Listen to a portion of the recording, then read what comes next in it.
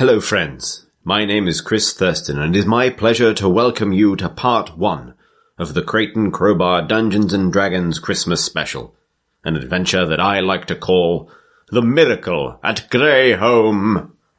A few weeks ago myself, Tom Sr., Tom Francis and Philippa War got together to record our first ever foray into live play nonsense.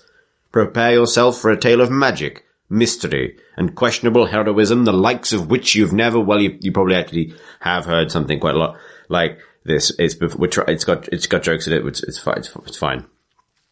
You don't need to know anything about D&D to listen, because God knows we didn't really know anything about D&D going in. Instead, relax and enjoy yourself as we embark on a journey deep into the frozen north of the Forgotten Realms. This is C&C D&D.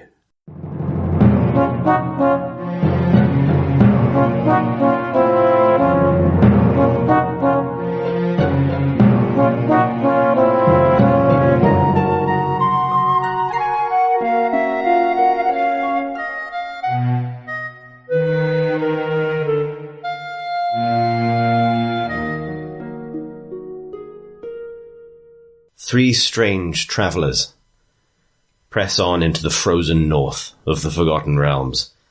They are outsiders, drawn to tales of a mysterious and miraculous magic originating from a nondescript town called Greyholm. These travellers are, from Tom Francis, Ralph. Who is You heard Ralph? me.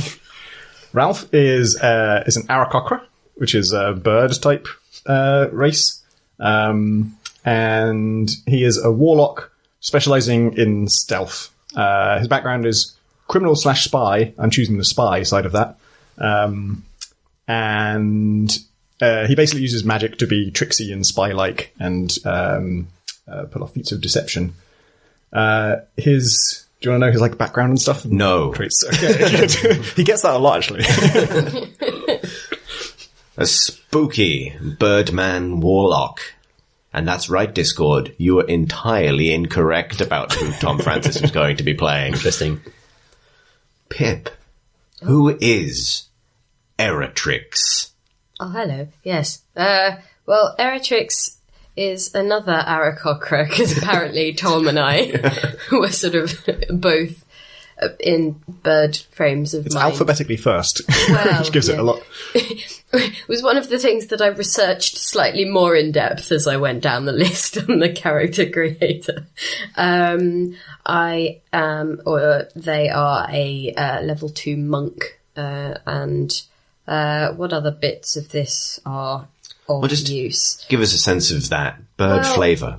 I accidentally made them quite fat, so possibly slightly more of a turkey than a sort of graceful. The Aarakocra swallow. are sort of winged humanoids with bird heads, who typically weigh very little on account of being birds and live pretty short lives. However, Eratrix is both very old and pretty heavy. I must say that was not. I thought it would be more in the manner of a parrot or a tortoise, the lifespan, and thus I accidentally made them a good 50 years older than the oldest thing. So, yes, that's all fine. However, after a long life of some kind of study in martial training, Eratrix enters this campaign wizened, very elderly. Well, yes, well, but hench. Extremely hench. Really hench. I think that's where the weight is. It's not paunchy, it's hench. What's that strength number on your profile there? -1. Well, that's your modifier. Oh. On account of it being 8. So, Sorry. hench. We'll see. Tom Senior. I am Lazam, and I am a deep gnome from the deepest reaches of the Forgotten Realms. And I struck out from my hometown and explored the surrounding lands. This deep gnome is a ranger, and he likes to draw maps. Tell us about your people, the deepest gnomes. The deepest gnomes, the deep gnomes are very much like gnomes, but they're kind of grey-skinned and they're extremely heavy, apparently. That's one of the key points in the character creator notes, that they're extremely heavy for their size. Like, really dense. Just really dense. Okay. Just like granite. I mean, granite, yeah. Granite that's soft. Soft granite. Soft, fleshy granite. That's Lazam. And this occurred to me that there's a really optimal name for this adventuring party, loosely formed as it was on the road on the way here. And I can't believe this happened so naturally. You are 2 birds and 1 stone. God. Stone represent. I forgot to mention actually that appearance-wise, I am crow-like. I'm basically a crow. Okay. And I happen to be carrying a crowbar. This journey to the north, out of table talk momentarily, took place partially during a prologue session that we did, mostly to test the setup, but also to get used to the rule system. During that initial journey, you're traveling to Greyhome by cart, a cart that you boarded at the city of Luskan. You're traveling up north into the mountains of north of the Sword Coast, on the borders with Icewind Dale, actually. And during that journey north, you got to know your cart's driver, a halfling called Janal. And you heard the interminable stories of a boring old man called Burke, and didn't really get much out of a tight-lipped caravan guard called Durgi. On the way, you helped this band of travellers survive a winter storm, which meant an encounter with an ice mephit that Eritrix attempted to stuff into a box. Successfully. Absolutely. But on the way, you also discovered something highly unusual. You saw, mostly through Lazam's excellent ranger goblin tracking powers, you discovered a goblin's body lying in a pool of what can be described as like a sunlight oasis in the center of the wintry northern wastes. This goblin had been killed in what appeared to be a kind of miraculous safe haven by bandits, who you then chiefly murdered, with one exception, a very charmed orc. You did, in that location, discover an amber rock embedded in a pool of water, and on the body of the goblin, a egg-shaped sort of crystalline structure, which I believe you took, Ralph? Yep. You didn't have any answers to this mysterious kind of magical locale. However, upon returning to your cart for the rest of the journey to Greyhome, Janal didn't seem especially sort of surprised by any of these findings. You were at that point about a day from Greyhome, still unsure about what you'd find when you got there. The next day has been spent, which is enough time for you to have a long rest and to heal up, and so don't worry about any of that stuff. Consider yourselves full of both health and spell slots. Oh, that's useful. It is. Especially for me. Yeah, you took a pounding. Yeah. I gave one as well. You did. Yes, you killed 2 people, but you did get smacked in the face while Yes. doing it. Or in the beak. Right in the beak. The rest of the journey, you progress out of this sort of wilderness, sort of undulating, rocky terrain, and enter the kind of the mountains themselves. The valley walls close in, and the cart's path takes it around a winding course. It's pretty cold, pretty unpleasant. Chill in the air that makes you kind of puff up those winter feathers, bird people. Probably more of a kind of spectacle for Lazam, who's still getting used to the surface world. And the mountains are this is familiar rocky terrain for you. Soon, you round a corner and you get your first glimpse of the town of Greyhome itself. The town, not a large town, is surrounded by a low brick wall and sits nestled at a point between 2 mountains, closing off a mountain pass. Over that brick wall, all you can see is sort of low kind of rooftops. It doesn't look that unusual for a settlement for this part of the world. However, there is one standout building, a tower, on what you can see as the sort of western side of the city, broad, big enough to actually account for a certain amount of the city's footprint all by itself. And not the tallest building you might have ever seen if you'd explored the Forgotten Realms to any extent, but capped on top of its sort of drab brick exterior with some kind of gilded apparatus stretching up to the sky. The cart rumbles on. Janal clearly relieved to be home. I should stress, because I didn't mention already, you guys know this, the cart pulled by a mighty boar called Douglas, who snorts happily at the sight of his home, and based on the information Janal gave you, also his birthplace.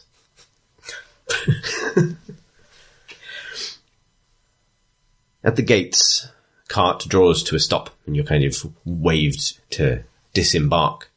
The gates are closed, and there's a small crowd of commoners in front of you. You know them to be commoners because you're a little bit classist. No, they're just ordinary townsfolk milling about, appear to be waiting for entrance. A tall, broad, human man in chainmail stands in front of the gate. He's talking to various commoners as they come through and letting them in through a smaller door. Presumably there's some sort of fee or transaction taking place. As your cart approaches, he sort of nods in a kind of curt way to Janal. It's Dungeons and Dragons time. What would you like to do? I think we want to enter the town, right? So you're going to have to talk to this chap, this parrot gatekeeper. I mean, to be fair, 2 of us could fly. That's a good point. It's quite a low wall as well, apparently. But you're leaving the gnome behind. What was the gnome supposed to do? Come on, Go guys. under. You start digging, we're taking off. 2 birds, 1 Meet you on stone. the other side. It might be like 1 gold to get Yeah, we should just ask the man and see Oh what he yeah, wants. that's true. Or just try and walk in, see what he does. As you approach, as you disembark, you realise that heads are turning. You're getting a look. These commoners gathered about are a mixture of humans, shield dwarves, kind of common folk of this region. People are kind of looking at you and muttering to each other a little bit. The guard kind of gives you a look and says, "Greetings, travellers. Welcome to Greyholm. The entrance fee is only 1 silver piece." I don't have that, guys. I'm really poor. How many silver to a gold? I think it's like 100. Holy shit. I have, this shovel. I think I've got 15 gold pieces. Could you Would pay? We have vastly underestimated how expensive this needed to be. He replies as you said that out loud. Do you guys not have any money? Am I the only one with money? I think so, yeah. It does look like Pip has no money. Isn't that 10? Oh, I've 10 something. I think that's GP, isn't it? What's GP? Gold. Pieces. Oh, I'm guessing. I'm rich. Yes. Unless I have 10 general practitioners. The economies of the surface world are unknown to the deep gnomes. And actually, in Daracocra also famously not materialistic, or they don't understand property. They are materialistic, but like a magpie, don't hoard things. Love shiny things. You've just been acquiring shiny things. Yeah, so I've got 15 shiny things and I'm explaining to Lazam the What value of money shiny is. things. No, these are shiny things. You can use these. Economics, you say? Trade, what? That said, I don't think we have a way of splitting the gold pieces into silver pieces. So, Oh, that's true, actually. do you give change by any chance? Yes, that's no problem. Cool. Good. I'm going to pay the man. Ralph, Yeah, I can cover you. cheers. Thanks. It'll actually save me some, carrying space to only get 98 silver pieces back instead of 99. Yes, you've sort of you've realised that you're for whatever reason these people find you unusual, and this has kind of afforded you almost free passage to the front of the queue. We just loudly discussed how vastly more money we have than is necessary for this place. We could let one random extra person in as well. Are there people queuing up? Yeah, they're queuing for entrance. They're sort of waiting their turn to pay and enter the town. I feel like this is a move that rather exposes us as rich and chumps. No one's getting my gold pieces. Now I know what they are. No one else can have them. And also, you don't have any money, Pip, so this is all right for you to suggest. Thing. Well, I feel like everyone should benefit from your munificence. I disagree, actually.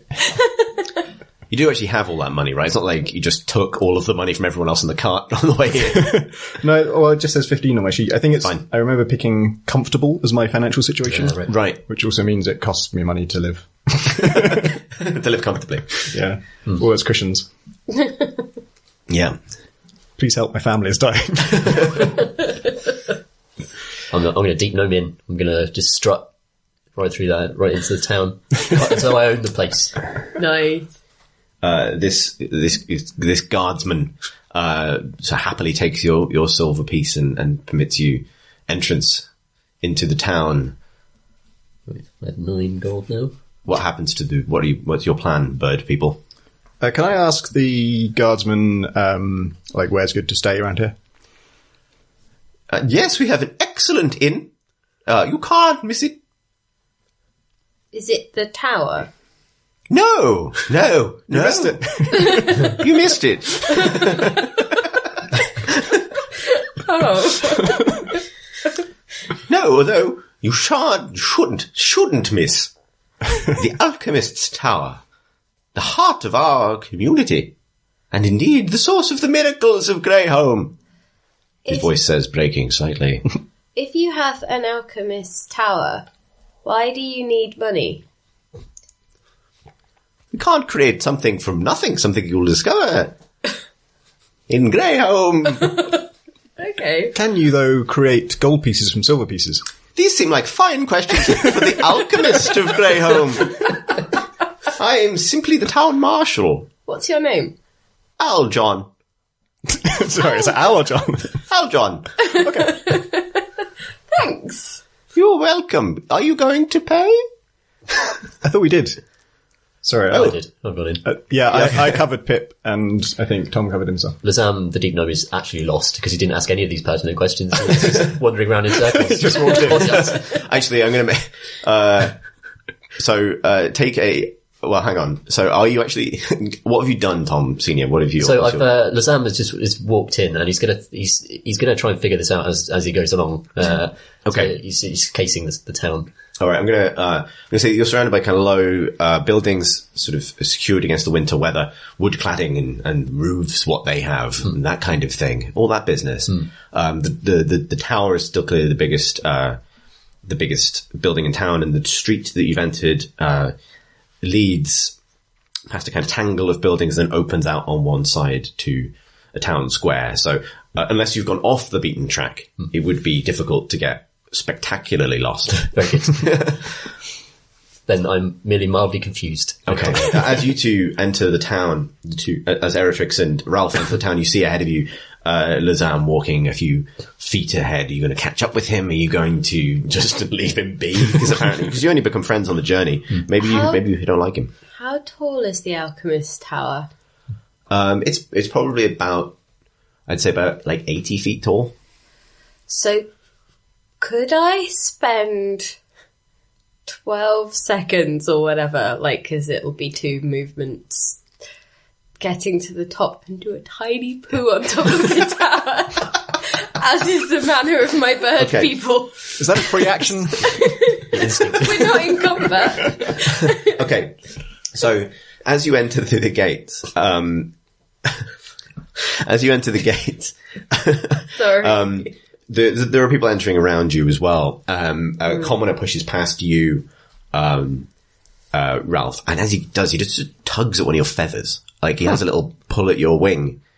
And, How dare you? Yeah, he goes to move past you. You can obviously interrupt if you wish. He just sort of he's not, it's not a malicious thing. He's just kind of ooh, have a look at that.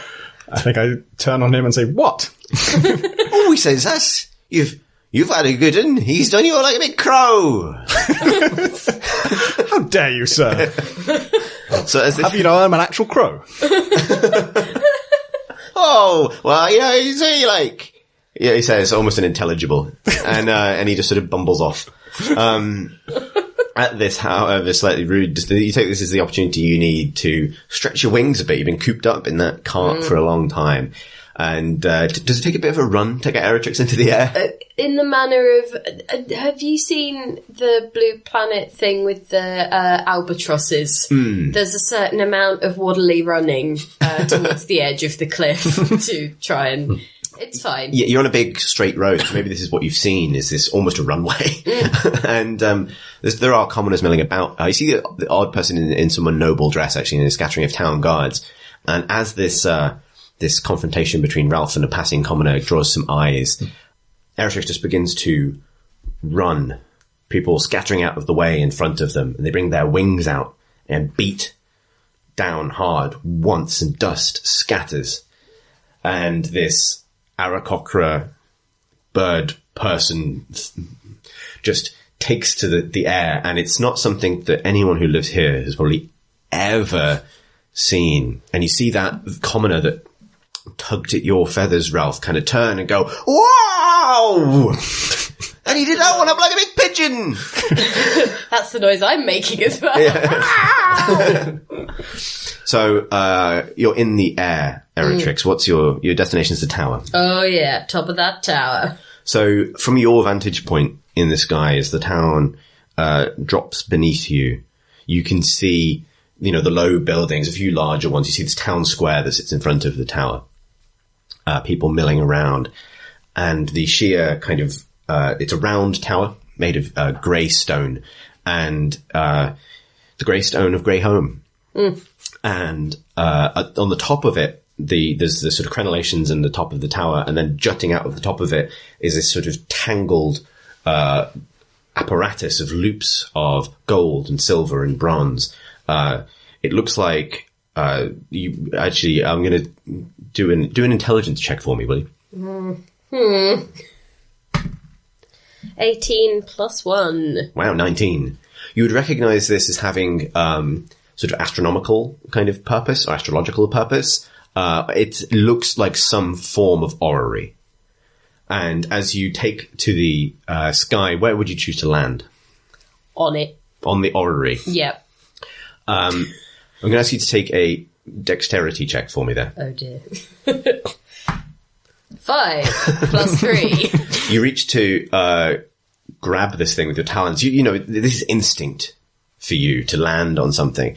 But as you grab it, you realize that this is not sturdy metal work. This is maybe, steel against the elements, but it's fundamentally, possibly of ornamental purpose or of some arcane purpose that you haven't yet fathomed. And you grab this gold band of one part of the orrery and it bends under your weight.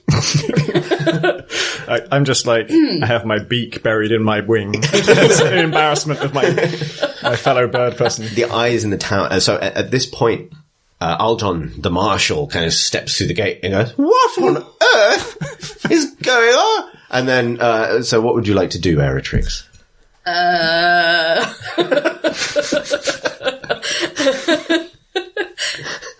Hide. Okay, you need to take a stealth check for me. With disadvantage. 4. With disadvantage to roll it again. 16. So you're taking the 4. So 4. What's your dex modifier? It is 3. So what's your stealth? Do you have a proficiency in stealth at all? Well, it says plus 3, but it's not a proficiency. That'll be based on your dex modifier. Course. So you just, because bear in mind these sheets that we printed out include both bonuses. So you got a total score of 7. That's not sufficient. You are a... Do I fall off the orrery? No, you managed to leap, leap down to one of the stone crenellations on the edge of the tower, but this is not so much, you haven't necessarily fallen, but you've just realized, like, I imagine all birds have an instinct for, like, this branch isn't going to hold it. Yeah. And so you just leap down to the stone crenellation, but you can definitely be seen by everybody.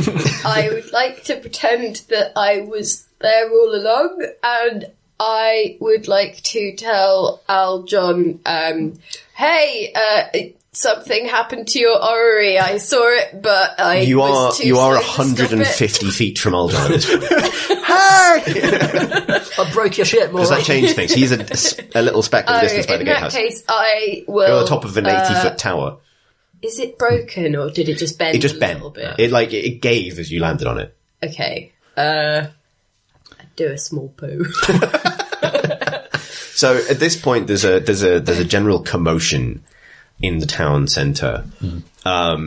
Obviously, all eyes have been drawn to this strange being. Could you do a perception check for me, Ralph? Or Lazam, actually. Maybe either of you could do this. Tez? I rolled an 18. Oh, wow. That'll do. Pretty good. And I have some kind of... I got +3. So I'm going to say is that, just for the sake of, obviously, they always say about Dungeons & Dragons, the best thing to do is definitely split the party as much as possible. If you can fly off and poop on things, that's perfect. It makes the whole thing much easier to run. Back. You just, everyone needs to go when they finish a long journey, but not everybody feels compelled to go quite so spectacularly. But, anyway, so I'm going to say that you two are sort of caught up with each other a little bit, Ralph and Lazam, because you're in the same street watching the same spectacle. You can hear, it looks like it was the same commoner that just, pushed past you talking to someone else, presumably somebody he knows. And you kind of get this glimpse, you can overhear a snippet of their conversation, which is like, oh, sometimes they don't take to it well, do they? Oh, well, it'll pass.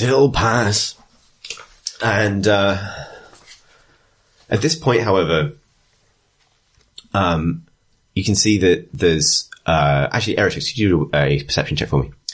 Yep. 14. What's your modifier on wisdom? 2. Okay. So you realize, because you are, would this embarrass Eritrix? No. Okay. It was more the damage to the orrery was the thing you were concerned about. Eritrix is too old for this nonsense. Okay. Eritrix live their life to the fullest, knowing that tomorrow they may die. This is very full. So you realize maybe with a small measure of disappointment that you're actually not the center of attention anymore. There's clearly something else, like some sort of distraction or commotion from the base of the tower. That in a place where it gives out to that large town square. And suddenly someone bolts from, but you can see this from above. There's clearly figures huddled in a circle, and then someone bolts from that figure back towards where the others are, back towards the gate, back to where Aljon is. What you two experience, Ralph and Lazam, is a sort of hurried-looking commoner running past you directly for Aljon, saying, "Come quick! Come quick! Come quick! There's trouble in the square!" And suddenly people start to move. There's a commotion. A kind of, you maybe perceive this, Eritrix, as all those little people below you kind of all running to a central spot. I think I'd like to take off and follow the direction of the commotion, but from the air to get a better overview. Okay. I will walk with the mob slowly on the ground. I won't go too far ahead of Lazam. I don't want him to feel left out. And Eritrix? I think I will stay put for the moment, because I'm obviously just above the thing and just sort of see what I can see, unless there's any ledges on the tower further down that I could It's quite smooth, broadly. They're all windows, but they're inset into the tower proper, if that makes sense. Yeah. So they don't have windowsills. Basically, I want you're to a be big ready for any dive bombing that needs to be happening. Okay. So but obviously from a role-playing point of view, that means you might not have access to information that the others do, because you're not, that's because everyone has different perception, obviously. So, and then obviously everyone's perception is different, because you're walking, you're flying, and you're pooping. No, that was just a brief interlude. I just thought, what would a bird do? That's a good thing to think. Can you only do that once per long rest? Well, I would say that's about the average amount that anyone poos. So I'm just going to apply some logic to this and say yes. Only when you need to go is going to be the rule on that one. Is it different for birds though? Because I know some animals they do poo and wee at the same time. Yeah, and some sort of, if I'm so glad we got onto this. Dogs use it as scent marking, and so they can go a lot. I think they can go more at will than humans, perhaps. Yeah, but So none maybe of that's you are true of dog birds. people, so. No. But when a bird shits on something, are they marking out their territory? Was that your motive, Pip? No. Okay. Why there? It was more so that if I just wanted to know that I'd done it, and they didn't know. They did know. So actually, to make this make sense, so first up, I'd like you to make a perception check, Eritrix. Okay. 1. As the crowd, you can't see it. You don't know you're a bird. A cloud comes over. I'm going to say that actually the shapes of people rushing towards this central point. There's a huddle around this point beneath you, and you really can't make much out. You can see people's back cloaks kind of pulled up, looking at something on the ground. It's clear that whatever is on the ground is small, and you just can't make it out at all with your old bird eyes. Ralph, you take to the sky, and you see that yes, people are converging on a central point. Take a perception check for me as well, actually, just because it's That's 16 plus 3. Okay. So yeah, you're a little bit closer to the ground, and actually people aren't paying attention to the fact that you've just taken off. Because of this commotion, Aljon's run ahead and is kind of barging his way through the crowd. He's a big dude, kind of pushing people out of the way. And he reaches what you can see, and you can see over the heads of the crowd, is a stooped, older human man who appears to be very upset or very concerned. There's the signs of distress, and he is leaning over what appears to be, although you're too far away to make out the exact details, like a little statue or something, like a statue of a bird. There's this perfectly still, small, squat kind of avian, sort of creature, but it's so perfectly still and sort of an ashen colour that it could only be a piece of statuary or a municipal art or something like that. It's an unusual place out in the middle of the square, but these, Forgotten Realmsers and their ways maybe are not completely familiar to you as a Aarakocra. Lazam in the crowd. You're so dense that it's hard for you to ever be jostled. You're just bouncing off me. Yeah. You move through the crowd like a stone through water, like just the current kind of changing to match your presence.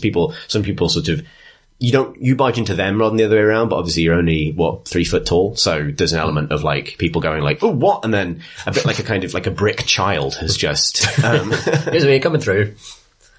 and this actually, your nature does allow you, if you choose to just sort of, make your way through the crowd. Well, not necessarily making no enemies as you go in terms of how people feel about this, but none of these soft, squishy surface dwellers are capable of meaningfully stopping you.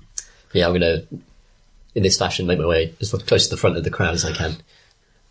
So you get to the front of the crowd. Eretix, you have no idea any of this is happening. You're like, how do I get down from here? I'm not a bird. I don't fly. You get momentary vertigo. I'm going to wait for the cloud to pass. Okay. You can move if you wish. I'm not telling you to, but obviously it is genuinely up to you. I'm not trying to railroad you at all. It's just that. Can I see any buildings that are like near the thing that would offer me? Not really, because there's like this broad square has clearly been built in front of the tower, and then the town sort of begins to the sides, and whatever is happening right at the base of the tower. I want to know what's going on, so can I fly down and just land somewhere helpful? I know it's quite crowded, but I'm also quite fat, so I can just... Okay, so I'm going to manage some simultaneous action here. Ralph, what's your approach? Remember, you can't hover. You have to fly in circles if you want to fly. Yeah, I think I want to do like a swoop. I want to swoop in closer, do a pass. So okay. Get a closer I'll assume that's what you're doing. Lazam has made it to the front of the crowd, and I'll tell you what you saw very briefly. Could you make an acrobatics check for me, Eretrix? Yes. 13 plus 5. Nice. So you are ultimately a dexterous and graceful creature, in your own very specific way. And so you realize, you can't see. Well, it might be time to muck it with these people. So you drop from your perch, tuck your wings in, and just sort of plummet downwards, and then open them again right as you get to the base of the tower. Shouting. Again, it's momentarily distracting. And you manage to land next to, but crucially not on, this hunched and distressed figure. Cool. Who is so fixated on this statue thing in front of him that he doesn't even really look like he's even surprised by the Aarakocra bird person that's just thumped to the ground next to him. As you were pushing your way through the crowd, Lazam, you hear muttering, people saying, "It's the alchemist." And then you realize this is kind of very like the way you're looking at the person. The man you're looking at looks pretty old for a human. He's wearing practical leather robes. There's various sort of tomes and vials about his person. And in front of him is what looks like a strange statue thing. It's about the size and profile of a chicken, but it has, instead of feathers, it has these sort of ashen, kind of perfectly smooth shell-like scales that cover it and give it a kind of rounded profile, despite obviously being kind of like, chicken shaped. And, this distressed old man looks up at you and says, "Nobody move. Nobody touch him." And at this point, Janal, who maybe is, Aljon, who's had a trickier time pushing through the crowd than you have, as in your 3 foot tall, dense of a dying star kind of way, gets through it and says, "Bunfa, what's wrong?" He just looks, and there's almost tears in this old man's eyes, and he says, It's Chegg." Oh god.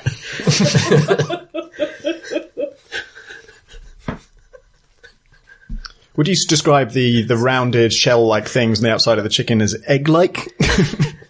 Yes. It's somebody's done something to Chegg.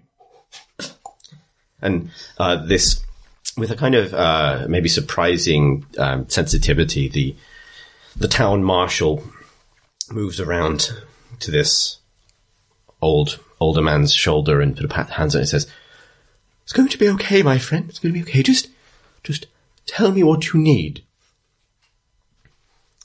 What would you like to do in this time?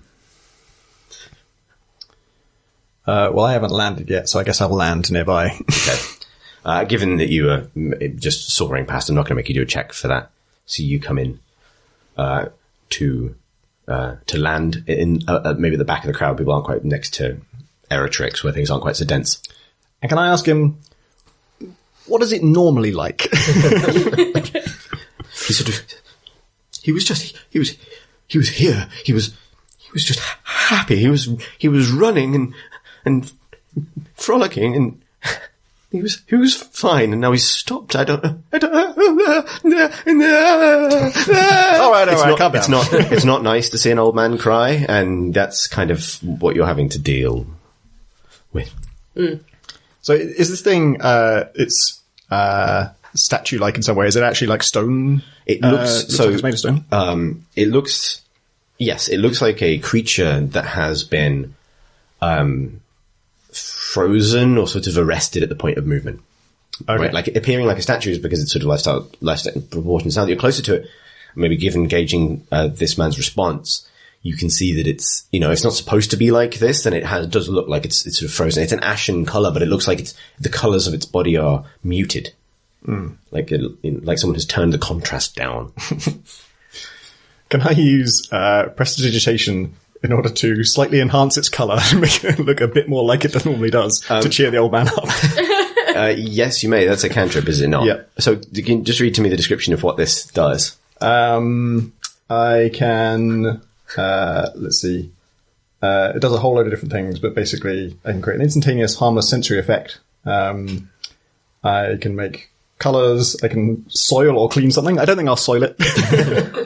Hello. But it's a sensory effect, so it's not physical. Like, explain to me how exactly this works. Yeah, it's effectively an illusion. I'd be just sort of changing the colour of a thing. Okay, so, and this is just something you do, right? It's not a... Yeah. Okay. So, with how does Ralph cast spells? Is this gestural? Is it something you speak? It actually specifies that it's both gesture and vocal component. But I guess... you can mutter it or something. Yeah. I don't know what, like, if I have to specify what word it would be. It's probably in a different No. It's more that, it's what this, how this appears. Yeah, as well. but also it's like, I'm a bird, so the the syllables are probably going to be like, whilst waving my black wing over. You sort over of the thing. with the squawk and an adjustment of your. Actually, can I attempt to do it without him noticing? And Just do a stealth check for me. so I'm quite good at stealth. I've got +4 on that. That's 10 +4. I'm going to say that. Oh, sure, fine. So he with a kind of a subtle ruffle of feathers and a kind of guttural kind of squawk under your breath, you cast this spell, and colour starts to return. You start to see what would have previously been a kind of like almost an iridescence of his feathers, the blues and the greens and the bright reds. Feathers, I say, this sort of shell feathers. Kind of a luster returns. There's a brightness returns to the yellow of its eyes. And you get an immediate response from the alchemist, who says, "Oh, Chegg, are you? And he leans closer, like expecting something else, expecting movement. And then he goes, "No, I don't understand. I don't understand." This is going to end up not being such a kindness, is it? No. Someone has done this to him. I think I'd like to say, look, he got better for a bit. Maybe it'll just wear off. He just looks at you for the first time and like starts backwards and says, "Stranger, I hope you're right. I couldn't. He means everything to me." I hug him. Bundiver, the alchemist. Yeah. Wait, that's his name? So you just hug him. Yeah, right? with my wings. He sort of, because Aljon has a hand on one shoulder and you sort of... I just want to enfold him in my birdly warmth. In a helpful way. Are you sitting on him? Maybe. No, I was just like, I was soothing. I was soothing. Okay. I'm going to make you do a soothing check. No, it's fine. 13. It's fine. It's moderately comforted. or not. Slightly warmed. So he doesn't push you away, but he's he's startled and he says, "Oh, look, I don't need your comfort. I need your help." Okay. And he reaches towards this thing. He's gingerly getting ready to touch it. I want to step forward and give it a poke. Oh my god. Because I'm from the underground. I know rocks. I know a thing or two about stone. I want to go and give it a rap, a little poke. Okay. So is this like a rapping on a door kind of thing, or is it a poking? It's going to be like just a gentle poke. I'm going to poke Chegg. You so before as Bundva very slowly extends his hand, you Lazam just stride forward out of the crowd and just go like book. And as you touch it, you necessarily know what texture to expect, particularly now that the color has been returned to this thing. But you touch it and it feels almost like sand. Like, you know the feeling of touching either like ash that is so granular that it's almost like velvety smooth, or like touching sand, like very smooth sand, like, you know, like not coarse at all, just kind of almost warm, with that kind of warm beach kind of feel. You push it and your finger just goes straight in, like in a kind of thing. And then from the point of your impact away, dust just starts to like spiral out, and piece by piece, this thing just, almost like the wind has now finally learned how to touch it, just scatters to ash. I am Like, which leaves which just scatters and falls down. Now the weight of whatever fine balance, molecular balance was holding this thing together just goes poof. I am once again burying my beak in my wing. And I'm going to run away. And the alchemist just Chegg! He bellows, blowing out the microphones probably. I'm going to, I want to cast Fog Cloud and run away.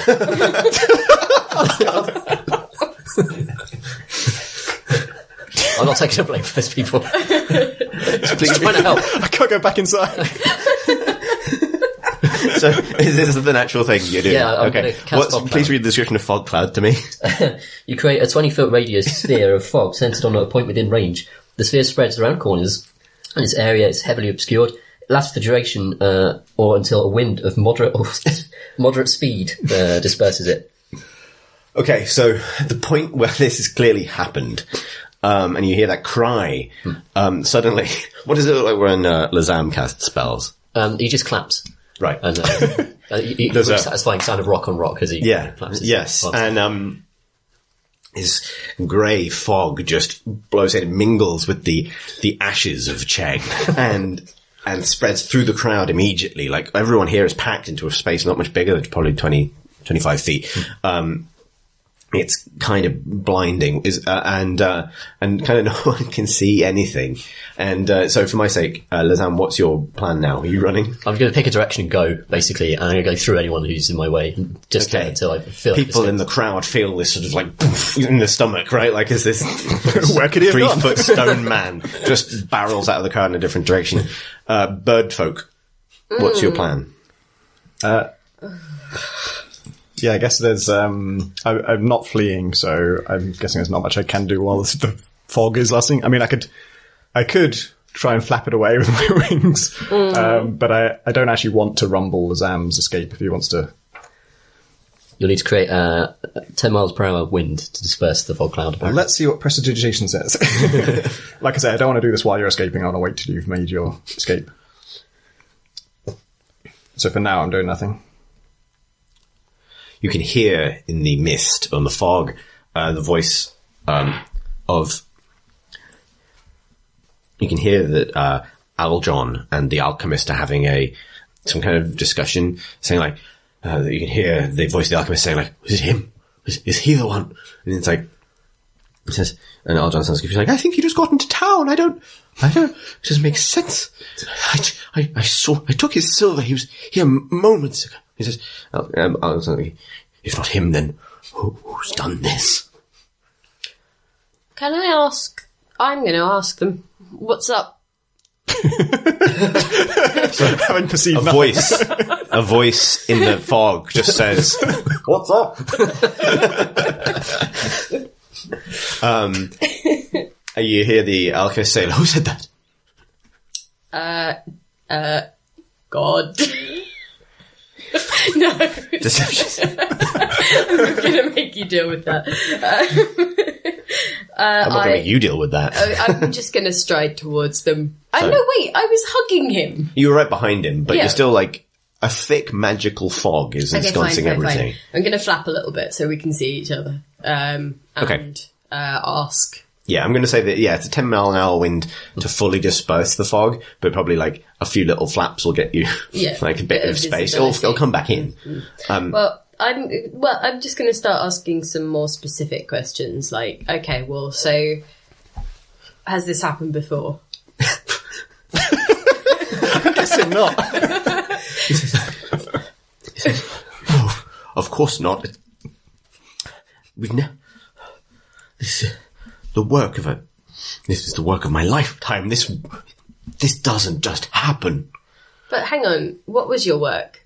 Your job is an alchemist. I am Bunver, the alchemist of Greyholm. Surely you came here for me.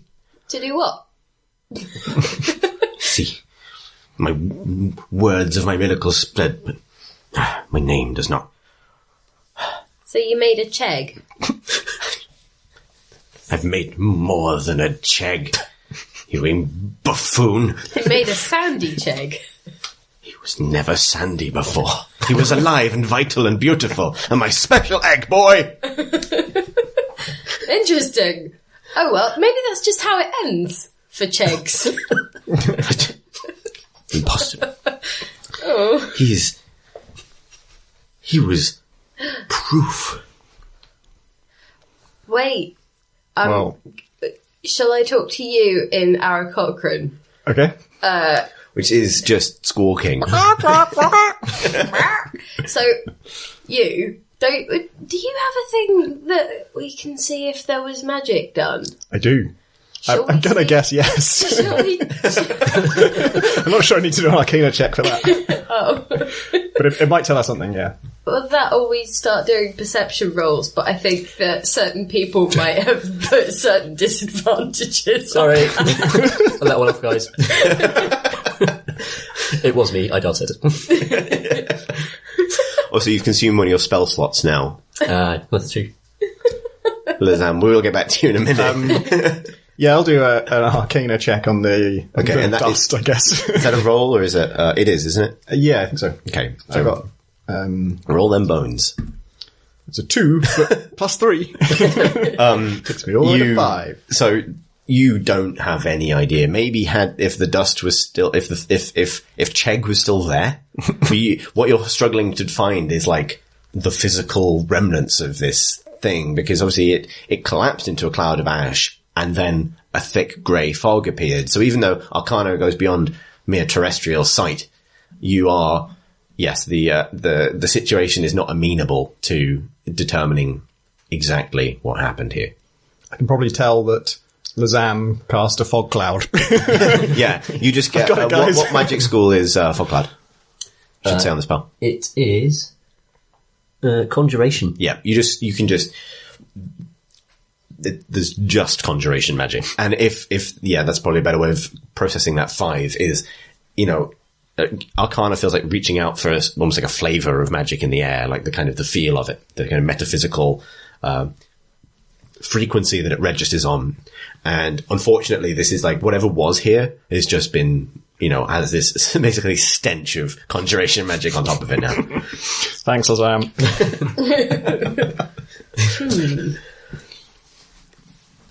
Hey, let's ask, did you see this happen?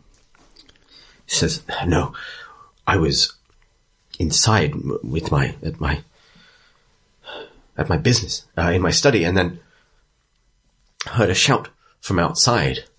I came out and people were looking up at something. But then I saw him. I put my beak in my wing again. I saw him stood there, like, I thought maybe he'd seen something on the ground. He was so curious. And, but then as I drew closer, I realized something had gone terribly, terribly wrong. Can I ask the crowd, did anyone see what happened?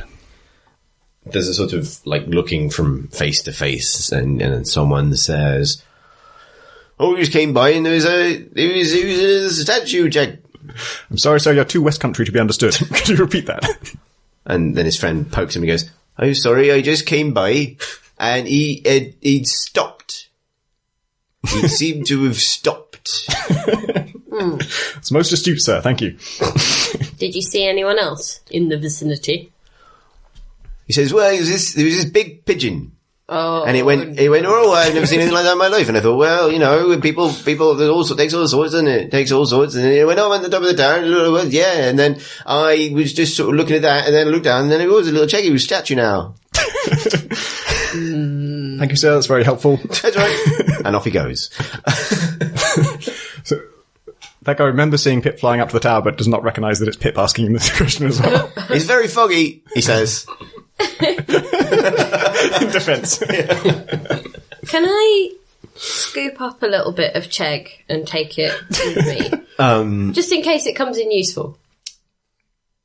So, hang on, but you've just beat your wings to make a fog space. But you said it would creep back in. The fog will. Yeah. Check is long gone. Oh, we're idiots. We've eradicated all traces You of can this. actually do a perception check for me. Do a perception check. Yeah. 1. You can't see a fucking thing. Again, guys, sorry. I should I have think it's time we should be leaving. Oh, God. Right, well... Who shat on their tower and destroyed their creation, then wiped all evidence of it ever existing. That's how two birds in one stone roll. I mean, we don't know this man. We don't owe him anything.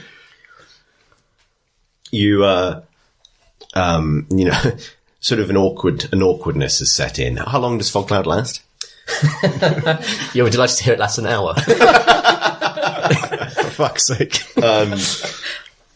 Shall we go inside? So the alchemist stands, obviously still shaken, but he's composed himself a little bit.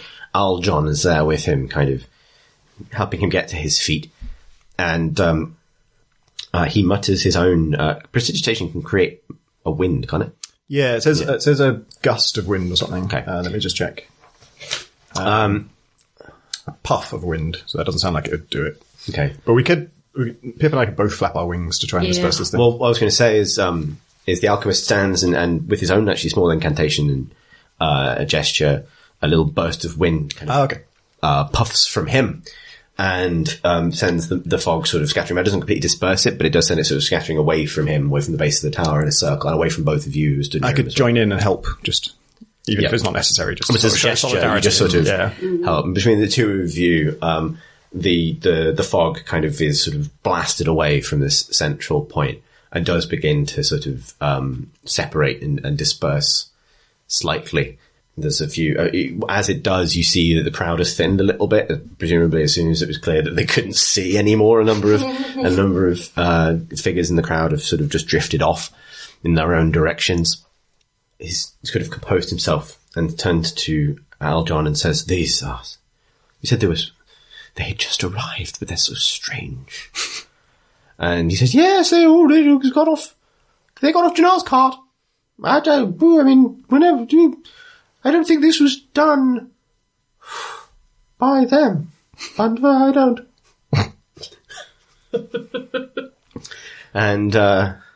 And he says, but it was done by somebody.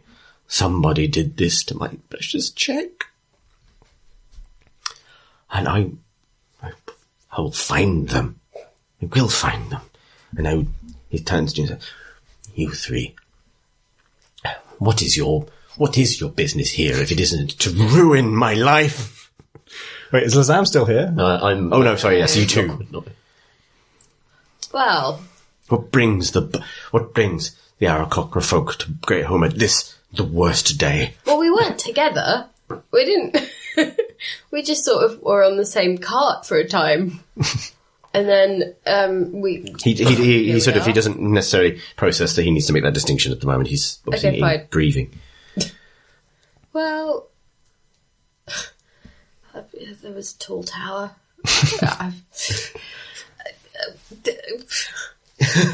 He says, I'll say I heard tell of your amazing alchemical feats, and I just had to meet the man. he smiles faintly and says, I'd hoped to welcome outsiders and show them what I have built in this desolate place, but I never thought I would experience this kind of loss. I'm sorry, I can't be the host you need today. That's all right. I put a reassuring wing around him. He sort of pats you slightly with his free hand. He says, well, I hope your time in my town is what you require of it. Do come and see me if there's anything I can do. And I'll tell you this. If you get the faintest wind of what happened here, and if you catch that gnome, I would happily reward you, happily. I must have justice. On the subject of the gnome, forgive me if I'm misperceiving this, but it seemed to me that you were about to touch Chegg yourself. Do you think that might have had the same Could effect? you do a persuasion check for me, actually, though? Okay. On charisma, obviously. 5 plus 3.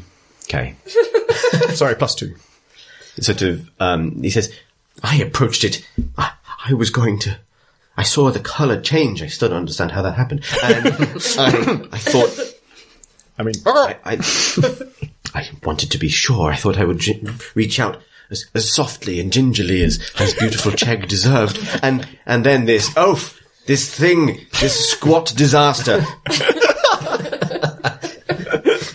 thrusts forward with a finger of inelegant stone and scatters my Chegg to the wind, and then has the tenacity to mask his exit in the foul fog. No, hateful creature.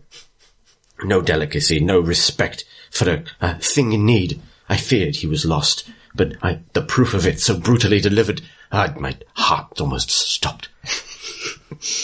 That's fair. So, quickly, back to on the flippity flop. Lazam, where are you going? So I feel awful, and I'm going to seek to create a disguise for myself. I mean, are there any kind of merchants around, or anyone where I can buy some cloth? So I'm going to make you do a what would it be? What's sort of orienting? Well, so what method are you going to undertake to try and find somewhere like this? It's just kind of panicked running around. Okay. Let's see. Maybe an investigation check. Investigation is more about crime scenes, which you have now just instead you kind of destroyed a crime scene. Survival? Yeah, we'll go off survival. I'm going to say survival, and I'm going to give you disadvantage on this. Yeah, that's fair. Because it's an unfamiliar town, and urban settings, like surface urban settings, is not your domain. So what is that against? Survival is against your wisdom. Okay. I've rolled a 2, everyone. So roll again, because you might get worse than that. That's true. I rolled a 3. I have a +0 modifier to my wisdom. So, but do you is this is a good rules thing? Is survival one of your skills that you have proficiency in? it is. In fact. Then you add your proficiency bonus. Oh, great. That's 2. So you've got a 4. 4. That's still very bad. very, very bad. You run into the sort of the nearest tangle of streets from the square, kind of like huffing along. You're not very fast, but you get making it, and you just realise that you've become completely lost. Oh, no. So, what would you like to do? I'd like to try and fashion my bedroll into a kind of makeshift cloak. Okay, I'm going to call that a. Would that be survival, or it might be another survival check actually? I think that kind of crafting, kind of outdoorsmanship kind of thing. So no disadvantage on this one. Okay, I rolled 10. Okay, 10 plus 2. Yeah, you're able to. So you take your bedroll. Yeah. So I'm going to say that you have destroyed your bedroll, right? Yep. Like it no longer functions as a bedroll. However, you've sort of split it open, and the two kind of like slightly moth-eaten halves, and punched a hole in it that you can put your head through, and folding it around. And you like a better roll would have made a better cloak, is what I'm saying. But you've not succeeded in making just a pile of fabric, right? You now have a kind of you can pull this thing over your head, kind of to partially disguise your identity. Excellent. As the only deep gnome anyone's ever seen. I mean, it might give you some disadvantage on like passing unseen, but I'll try and cover my face as much as possible, Okay. and pass as any other gnome folk. okay, fine. What is your goal now? Because I have to go back to these two, but yeah. So suitably disguised. I want to try and make my way back to my companions, but obviously without being spotted by the alchemist himself. Okay. So I am lost.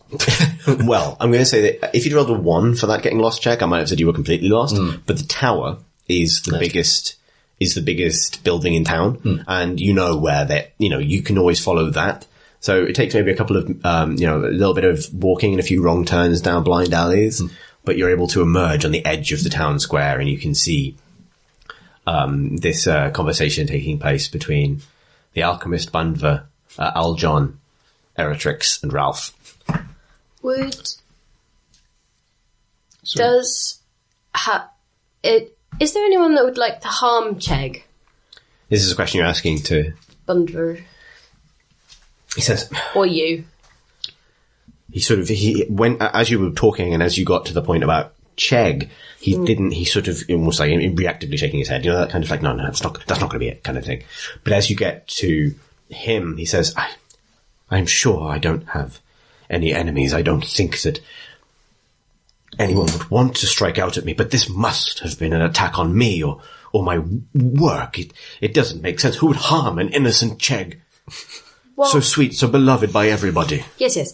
But, so, would you like to, we've got one of your biggest fans here, so, do you want to talk to him about your incredibly interesting work? And I'll do a circuit and look for, your boy Gnome. I don't know anything about your boy Gnome. But perhaps if you would like to come inside, I suppose I could show you what we do and how I do it. Yeah, I if want to that's see of that. interest, friend, he turns to you. Maybe he's gotten this sense of you now that this is a more erudite sort of being. I say in Aarakocra, have fun! Flap, flap, flap! I will, thanks. So, at this point, Bunver turns to you both and says, "This has been such a terrible day, but this is rude of me. I am, as you know, I imagine you know, Bunver. Who are you?" I'm Ralph. Pleased to meet you. Good to meet you. He goes to shake your hand, and he actually, there's a moment of double take where it's like, do I shake the wing or do I shake the hand? And he settles on the hand. I proffer the hand. He turns to Eritrix. And you are. I'm Eritrix. He says, he gets the aloof disposition that you are projecting, and sort of presses no further. He says, if you find that gnome, just beat him within an inch of his life for me. Okay. See you! And he takes you through the main entrance of his tower, Ralph. Obviously, we have some split perspective here and some information that was only going to go in one direction, so obviously bear that in mind. Before we do that, Eritrix, you're looking to find... I'm Lizam. genuinely going to go try and find him. Okay. You see this sort of parting of ways, Lizam. You see Ralph and Bunver enter the chamber, and Aljon goes with them. Eritrix just sort of walks off across the town square alone. What would you like to do? I'll sort of sidle up, all casual-like, as though it's just the easiest thing in the world. And Okay. Introduce myself, Wearing your sleeping bag. wearing my bedroll. So, Eritrix, what's your response to this? You bucket that up. No! I'm really sorry. I was trying to help. Did it teach you anything? I mean, I'm assuming you were feeling it out for a reason. Taught me never to do things that I feel like doing sometimes. Yeah. To be fair, if it makes you feel any better, I was going to prod it. It looked like a stiff breeze would have sent that thing collapsing anyway. He really hates He you. really loves that Chegg. Loved. What's your goal? So I know what you guys are doing while Ralph is having his own separate adventure. So here's what I was thinking. Because he's really, really mad at you. Yeah, I can't be here. Either we make it look like I have duffed you up like he wanted, and then hopefully, job done, we can go back to you not being wanted and getting out of that slanket. Or we go find the cart people and see whether we can get a bit of help, maybe a little bit of a better disguise for you from one of them. Because we were pretty great to them. I'd say the second idea that doesn't involve you beating the crap out of me is the preferred gnome solution to this one. Right, well, We could go find them, and then maybe we can go to an inn and ask some questions and see what the Have a situation pint. is. Yeah, and have a Okay. pint. So I'm going to say that you two are walking off to find the people you arrived with. Ralph, you enter the sort of antechamber of the tower. So the tower is sort of widest at its base, but also it's not like a single circular building. At its ground floor level, it's actually like imagine a building, like a kind of stone building with a tower kind of jutting out the middle of it. So at this level, there are corridors and rooms that branch off into apartments and antechambers. But the room you enter as you come in is clearly, almost has been sort of like pulled together as like almost like a waiting area or something. There are wooden benches and a place for people to kind of, there's a table and a place for people to wait for entrance into the place proper. It looks like it's set up for guests, essentially. On the wall above one of the benches is a large portrait of what appears to be a younger Bundva, proudly cradling a glorious sort of iridescent Chegg. He's wearing his alchemist's garb, but framed against a background of sort of almost like celestial light. He looks like he's emerging like an angel, like a science magic angel. Can I point to a picture of Chegg and ask him, so which part of it came first? He looks at you, despite the grief he's experiencing and the trials of his day. A little smile crosses his lips. He looks at you and says, but that is the question. Yes. Which was it? The answer is, and I'm sure you'll see, and I'm sure you seem amenable to the mysteries of the world. The answer is both. Chegg was proof of something marvelous. Proof that life can be folded up and repackaged within its own beginning. He was my first attempt at what I can only describe as a form of eternal life. He himself was or should have been eternal. He's lost himself in this feeling for a moment, in the manner of Justin Timberlake, but sad. And he leads you through this antechamber, past this portrait. On the way through, his progress is momentarily halted, but then he's let through by an armored guard, completely silent. Armored guard in plate armor. And actually do a perception check. Okay. That is 5 plus 3. It's an armored guard. Cool. See, there's some armor on that guard. Yes. Well, yes. Proud obviously. of my perception. He sort of says, yes, obviously. And leads you through. As you do, you pass into a smaller kind of area that does branch off into the rest of this lower level. And here, framed on a wall, is a kind of what looks like both a legal document and a map. And this is part of almost like the beginnings of a display. There's some sort of museum aspect to this, like it's going to one day be, have a kind of a display purpose. As you pass it, you see that it has in lettering, in common, above this map, writ of land rights. And what it is what appears to be a map of Greyholm and the surrounding area. Bundva at this point is just walking on ahead of you. Can I ask him, do you own this whole place?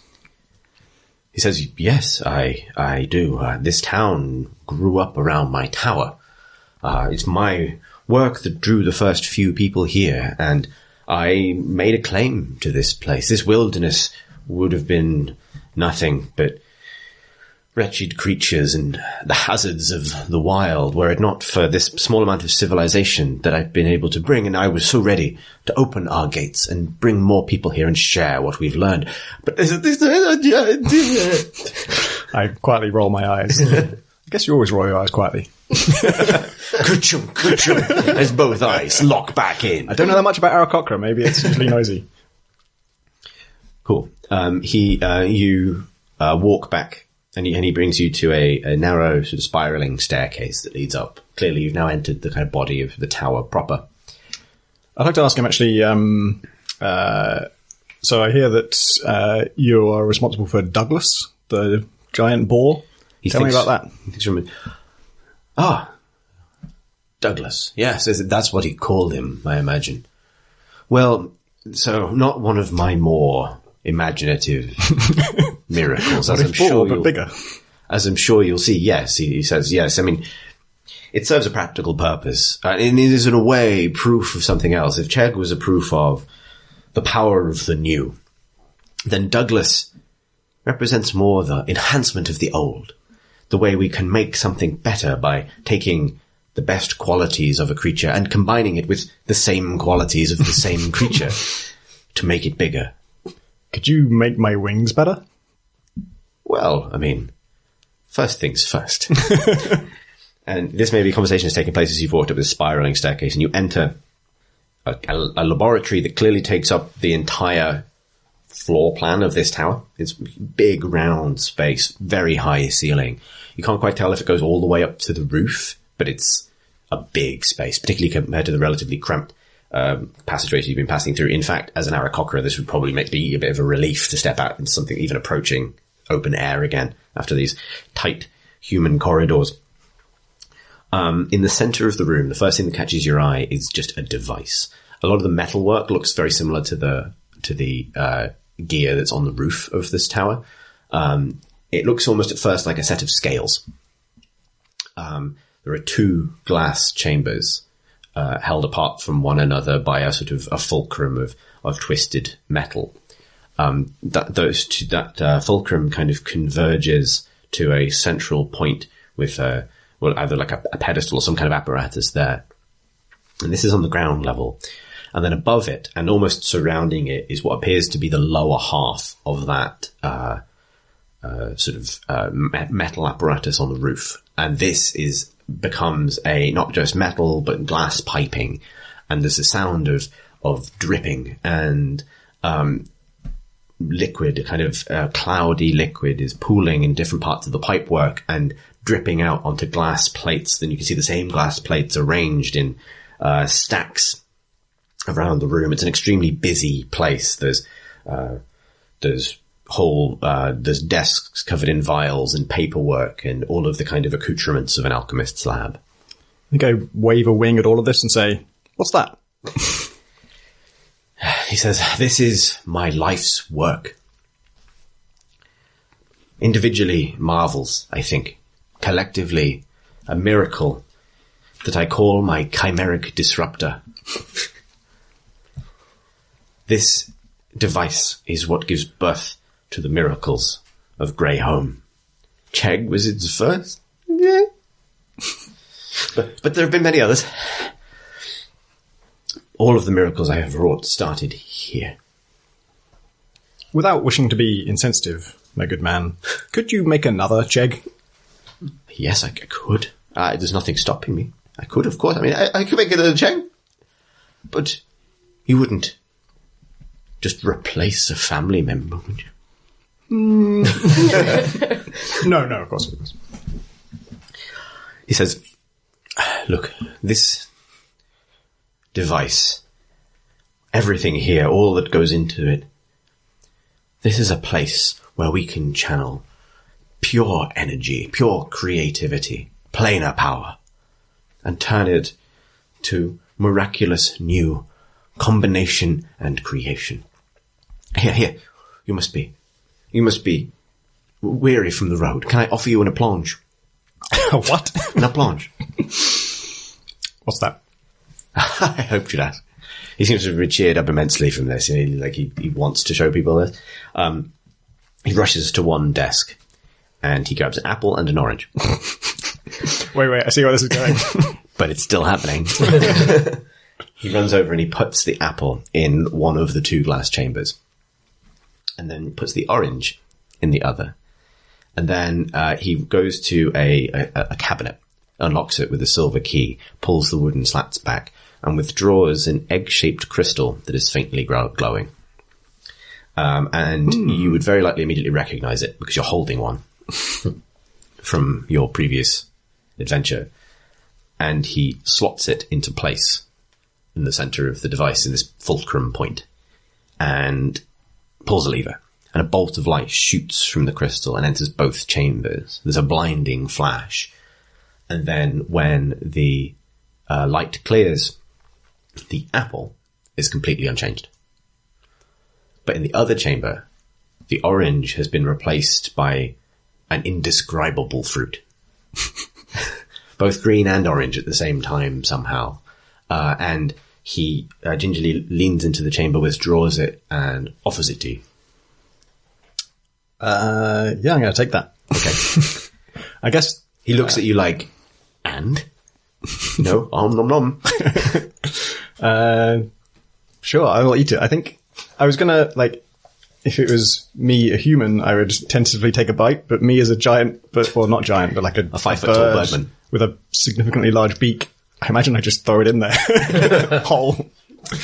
You bite, and it's strange. The exterior is smooth like apple skin, but as you bite into it, it squashes, and it splits into segments that are each apple, but also orange. And you get a kind of delicious, kind of citrusy, sweet kind of mixture. It's very nice. It's very nice. It's just really nice. Wow, that's good. That, my friend, is just one part of this. One small part of it. You could sell these, though. That was the plan. That was the point. This was ready. It was new. It was disruptive. And we could open it to the world. But now, I don't know if I have it in me. I think I'd like to present him with the egg thing, or get it out and say, hey, does this ring any bells, by the way? He says, where did you find that? We came across a kind of patch of summer, for want of a better word, on our travels, with an amber stone at the center of it and a dead goblin that had this on him.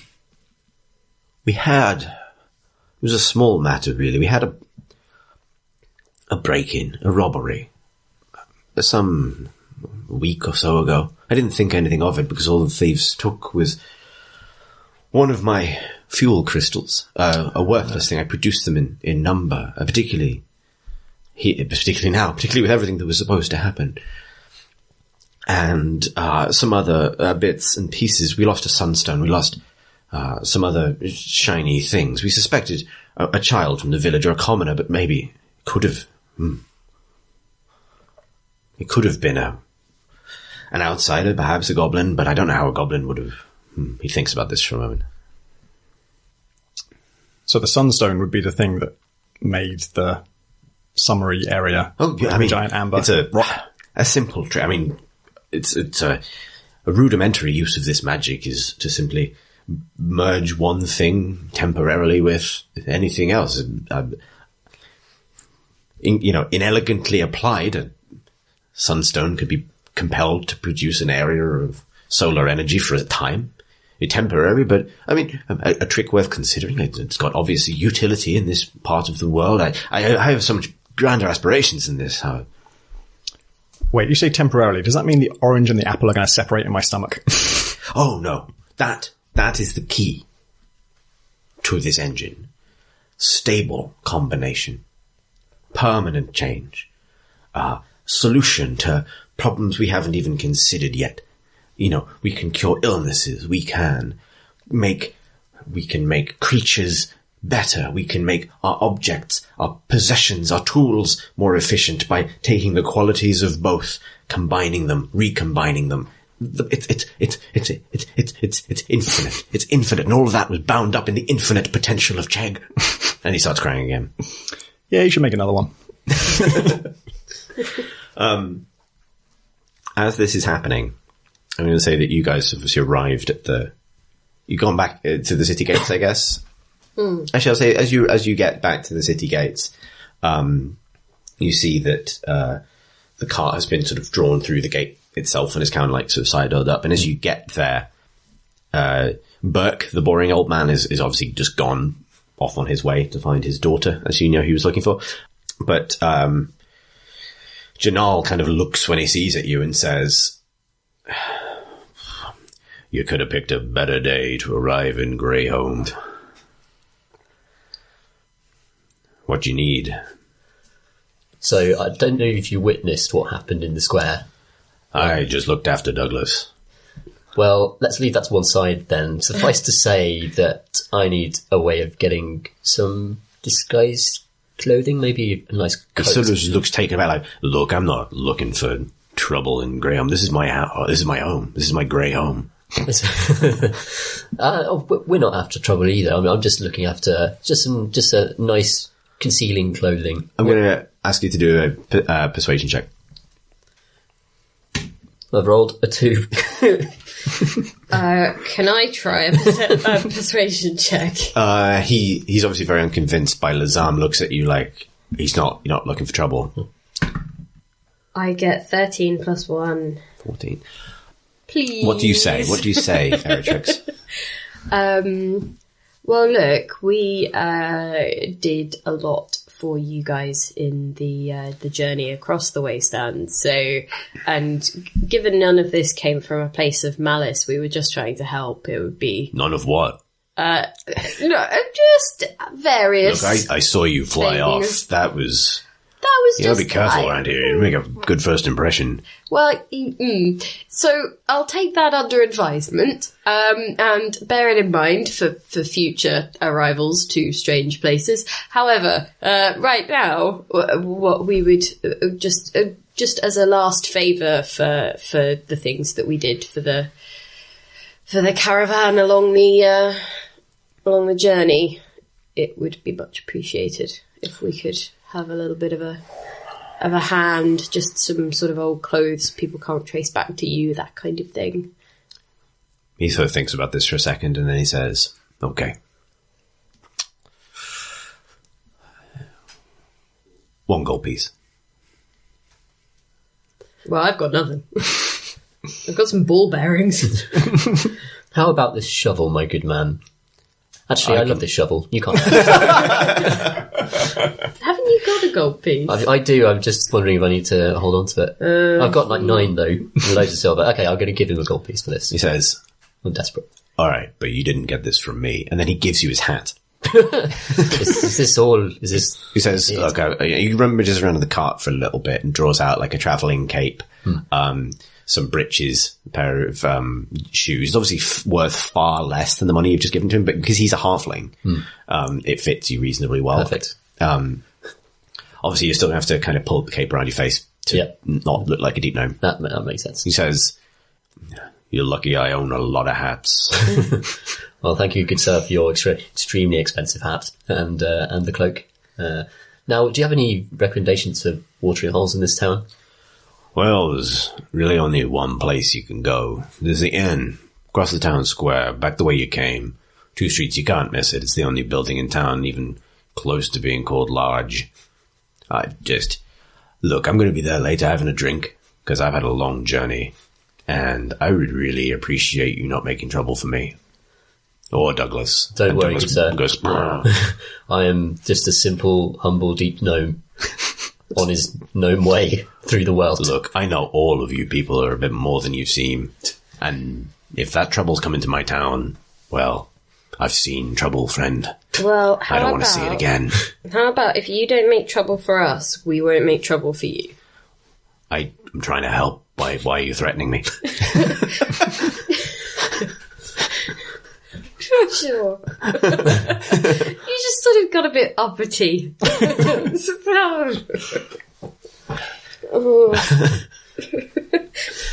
just an awkward pause. There's an awkward sort of like, wow, you're probably not going to be friends kind of moment. Let's go. Yeah, shall we make our way to across town? Yeah. Okay, I'm going to switch back over to Ralph. Okay. The only other thing that I want to ask about is, do you think the goblins stealing your weird power fuel egg could be related to the Chegg thing? I can't imagine so. There are all sorts of creatures in these wildernesses, and of course they would covet power.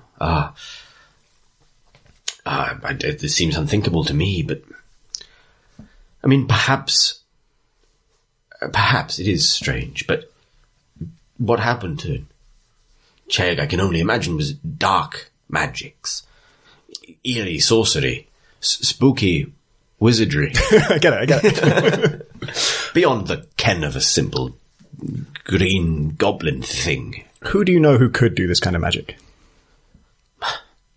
Nobody in these lands. I am the only mage of any sort of repute until yourself arrived. Of course, my avian friend. Of course, none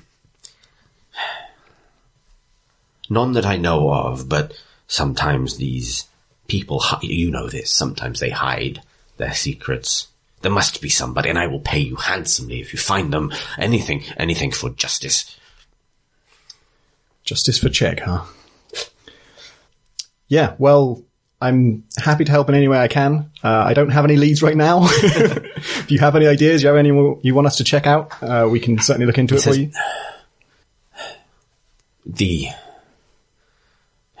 We've had some difficulties lately, but nothing serious. It might be worth considering.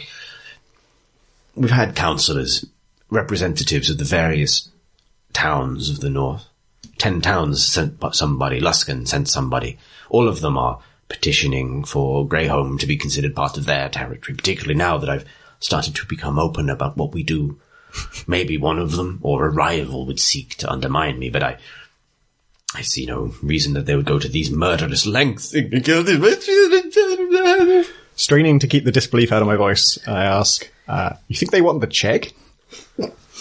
No, but they strike at me personally. They strike a blow to my heart. They remove that which is most precious to me, the proof of my life's work, the darling boy, the egg boy. Okay. So are there people in town we can check into? He looks at this point, he looks at Aljon, who's been sort of silently kind of stood, I guess, for this. Oh, you're here. He came in with you. But he's obviously he's been letting Bundva talk. He says, yes, I think we have a councillor from 10 towns staying in the inn at the moment, but she seems perfectly pleasant to me. Pleasant, eh? Sounds suspicious to me. Okay, I think I'm make my excuses and head off to meet up with the others. Okay. So I'm going to, for the sake of some convenience, I'm going to say that by the time you reach the inn, you actually see Ralph kind of coming around a corner from the other direction, and you approach what is clearly the inn. There really wouldn't be any way to mistake it for anything other than the sort of the social and business hub of the town. It's a sort of teetering 3-story building, the broad base. The same wood paneling, but just built on a scale beyond any other inn in town. It's a fine-looking establishment, actually. Whoever built this really did have an eye for pub craft, I guess. For it, as you look at it, the sort of warm, maybe the evening is just about beginning to set in. The warm light from the windows is inviting. You realise what a long day you've had. This sort of sudden excitement has sort of taken it out of you, and you're ready to settle in a comforting place of rest. You approach. Well, hanging from a post outside is a sign with a field of scarlet, and in front of it is what appears to be a sort of chest, a 4-sided chest with a side removed, and the side removed is sort of scattered to the floor, and spilling from this chest, drawn in a decent hand, are various sort of workman's tools, hammers and gear, all spilling out onto that scarlet field. And you look up, and the sign reads, "The Idle Thumb."